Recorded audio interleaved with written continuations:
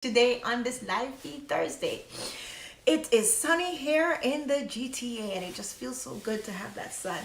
So, today is our final episode in our three-part series, How to Deal with Alcohol Poisoning, which we thought would add value to you. I know that we are in breathalyzers and safe driving, but this will add value to you because it has to do with alcohol, and alcohol poisoning has been on the rise according to our friends in the medical community, and we are here to help.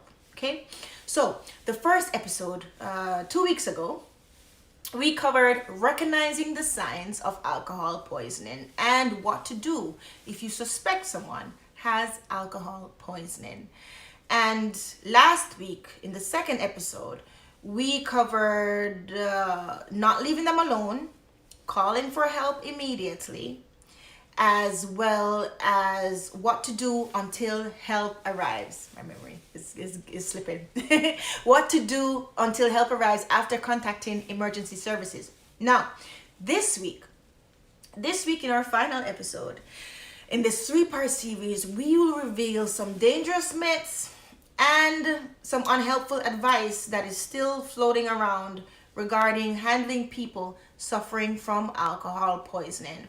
So, in this final episode, it's basically like a what not to do episode. Okay, ready? Let's begin, shall we? Number one, let's try to get her to drink water. It will dilute the alcohol and she will pee it out faster. Wrong. Don't do that. Don't do that. Don't try to get them to drink water. Don't try to get them to drink anything, period. Okay, I know it seems counterintuitive, but while drinking water will help with dehydration, it could actually cause the person to choke, and you do not want that. Remember, I said in the previous episodes that their gag reflexes, they would have been inhibited. So, you know what? For good measure, don't give them anything to eat or drink. Just remember this principle. Keep their airways free. Keep their airways free and open at all times. That is the principle to abide by. Number two, let's give her some coffee. It will wake her up and she will get up and she will be more alert. Don't try to give them any caffeine or anything you think will wake them up, okay? Now, this also falls underneath the first rule of not giving them anything to ingest, but caffeine will dehydrate them further. So even if you think that they won't choke, don't give them caffeine. It will dehydrate them further, which in turn will make their symptoms far worse. And by the way, severe dehydration will lead to brain damage. Number three, let him sleep it off. He'll be fine. No, don't think that they'll be fine just by sleeping it off, okay? If they're left alone to sleep it off, they can A, choke, as we said before. B, they can just have a sudden heart attack. C, they could just simply stop breathing. Remember that episode that we spoke about the signs of alcohol poisoning? Yeah, go back to our first episode. It was 2 weeks ago. All the info is there so you can refresh.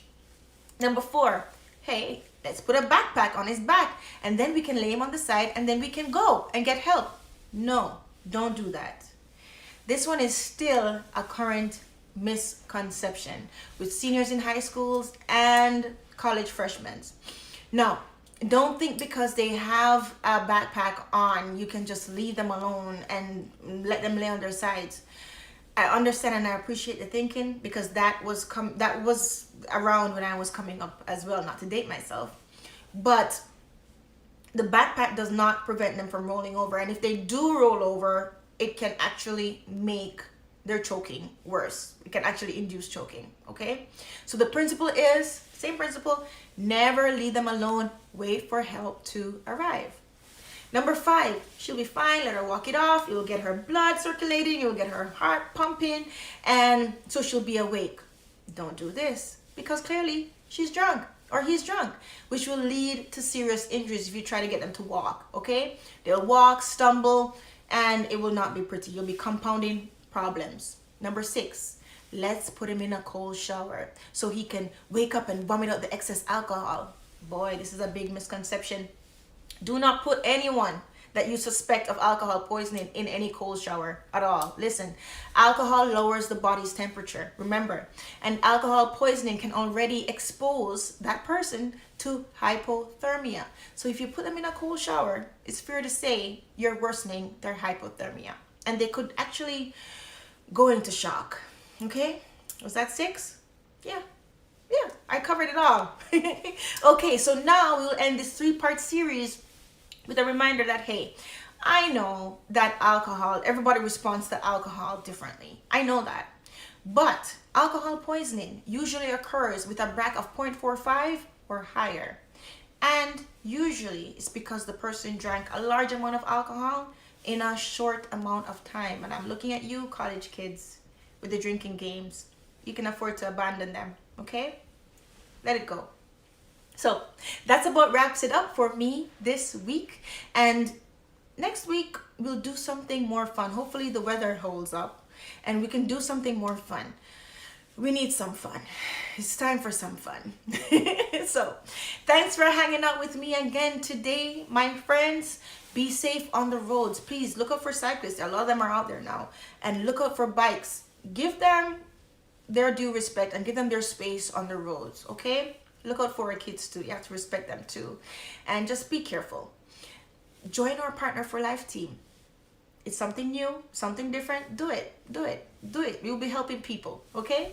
With blood.ca. Get your energy up. Let's do something new and let's get ready for things to open back up. I will see you tomorrow for our weekly Friday Fun Facts, where we arm you with fun facts about alcohol consumption before you head into the weekend. And remember our golden rule, please. When you feel different, you drive different. Drive sober. Ciao.